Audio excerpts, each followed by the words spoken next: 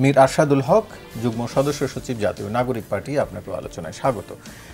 আরশাদ, একটু আপনাকে দিয়ে আলোচনা শুরু করি, যেটি গতকালকের প্রেক্ষিতে আজকে বিএনপি স্থায়ী কমিটির সদস্য doctor Z M Zahid Hossain তিনি একটি কথা বলছেন, সেটি হচ্ছে ধমক দিয়ে নির্বাচনের অভিযাত্রা দাবিয়ে রাখা যাবে না। এটিকে আসলে আপনারা কিভাবে দেখেন? আপনারা কি ধমক দিয়েছেন কিনা? গতকাল নাসিরউদ্দিন পাটোয়ারি যেই সুরে কথা বলেছেন, নির্বাচন ফেব্রুয়ারিতে হতে দেওয়া হবে না, এক ধরনের ধমকের সুর বলা যেতেও পারে, যেভাবে দেখে। আরেকটি বিষয় হচ্ছে, জানতে চাচ্ছি যে আসলে কি আপনারা চাইলেই নির্বাচন ঠেকিয়ে দিতে পারবেন কিনা? ওকে, এটা তো এক একটা দলের এক এক পজিশন থাকে, যে তাদের বক্তব্যের ভিন্নতা। আমি নাসিরের ওই বক্তব্যকে ওই আকারেই দেখি। এখন সিদ্ধান্ত নেওয়ার এখতিয়ার তো সরকারের এবং নির্বাচন কমিশনের। আমাদের জায়গাটা ছিল যে বর্তমান যে পরিস্থিতি বা এখনকার সামগ্রিক যে অবস্থা, সেটা কি এখনই নির্বাচনের জন্য আমরা প্রস্তুত কিনা।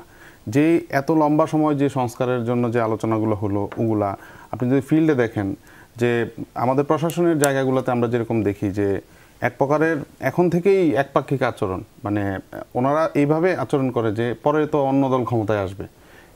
সেটা আমি যদি বলি যে আপনাকে একদম রুট লেভেল থেকে সচিবালয়, যে আগে থেকেই এক প্রকারে একপাক্ষিক আলোচনা আচরণ।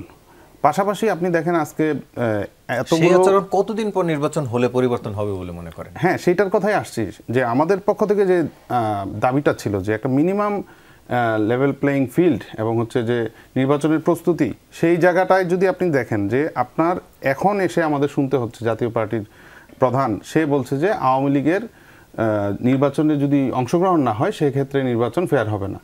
তো আপনি এত বড় একটা অভ্যুত্থানের পরে, এতগুলো মানুষের হত্যার পরে, এতগুলো মানুষের আহতের পরে তাদের বিচার আচারের বিষয় আছে, আমাদের আরও কিছু দাবি দাওয়া আছে, সেই দাবি দাওয়াগুলো পূরণ করা হচ্ছে না। পাশাপাশি আওয়ামী লীগকে আবার ফিরিয়ে আনার জন্য জাতীয় পার্টির কাঁধে এক প্রকারের তারা দায়িত্ব নিয়ে বসেছে।